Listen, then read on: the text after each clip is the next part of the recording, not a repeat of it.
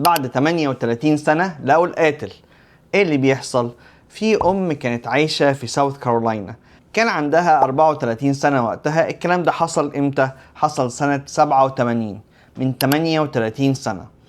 ديت كانت عايشة في كومبلكس في ساوث كارولاينا، يعني في مجمع سكني في شقق مختلفة. فالمهم كانت في اللاندري او المكان بتاع غسيل الهدوم، وبعدين بنتها اللي عندها 12 سنة لقيتها غرقانة في بحر من الدم جنب اللاندري. الست ديت اسمها مارجريت.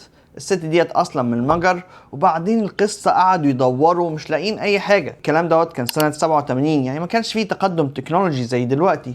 بعدها بسنتين لقوا أداة الجريمة، وكانوا لسه مش عارفين مين اللي عملها. المهم تمر السنين، وسنة 2005 السلطات الأمريكية وقتها كانت بدأت تستخدم الدي ان ايه، واكتشفوا في تحليل الدم اللي كان موجود ان في دم غريب كان موجود في الحادثة ديت، لدرجة ان هم عرفوا ان القاتل كان مصاب، كان جريح. المهم تمر السنين برضو ما يبقوش عارفين مين هو القاتل. في 2019 اخدوا تحاليل تانية من قرايبها وحاجات زي كده عشان يزودوها على الدي ان ايه ويبنوا بنك معلومات اكبر عن الموضوع. وما كانش لسه الموضوع واضح لغاية مع التقدم التكنولوجي الكبير.